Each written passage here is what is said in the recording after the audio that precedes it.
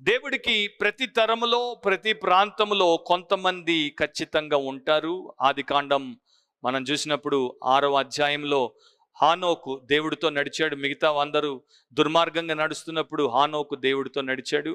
తర్వాత నోవహు అందరూ చెడి నీచులుగా ఉంటే నిందారహితుడిగా దేవుడికి కనపడ్డాడు.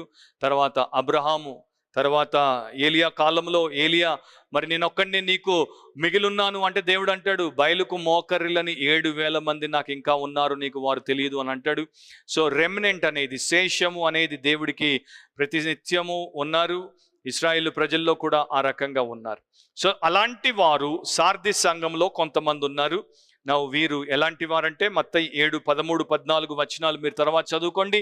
ఇరుకు మార్గమున ప్రవేశించేటువంటి వారు, ప్రభు కొరకు ఎంత త్యాగమైన చేసేటువంటి వారు, ప్రభు పట్ల హృదయం కలిగినటువంటి వారు, ఆయనను మాత్రమే ప్రేమించి ఆయన కొరకు తమ సమస్తాన్ని ధారపోసుకున్నటువంటి వారిగా వీరు దేవుడి కోసం ఉంటారు. ఇలాంటి వ్యక్తుల యొక్క వస్త్రములు మైలపడలేదు, లేకపోతే అపవిత్ర పరచబడలేదు. ఇక్కడ విశేషం ఏంటంటే, గార్మెంట్ అనేది ఒక ఫిగరేటివ్ లాంగ్వేజ్ని సూచిస్తోంది. అంటే ఆయన రూపకం రకంగా ఒక పరిభాషలో చెప్తున్నాడు.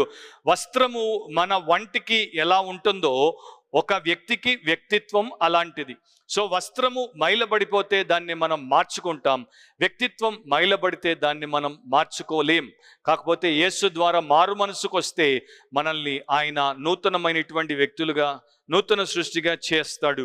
సో వీరు నూతనమైనటువంటి వ్యక్తిగా, నూతన సృష్టిగా చేయబడిన తర్వాత వీరి యొక్క జీవితాన్ని ఏ రకంగా కాపాడుకున్నారు, భద్రపరుచుకున్నారో తెలుసుకోవాలంటే ఒక వచనం నేను మీకు జ్ఞాపకం చేస్తాను. యాకోబు 1:27.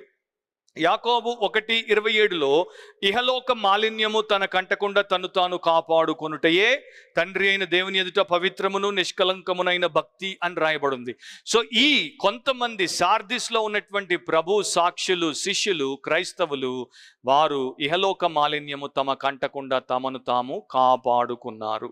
సో దాన్ని బట్టి వారిని ఆయన అర్హులు అని అంటున్నాడు.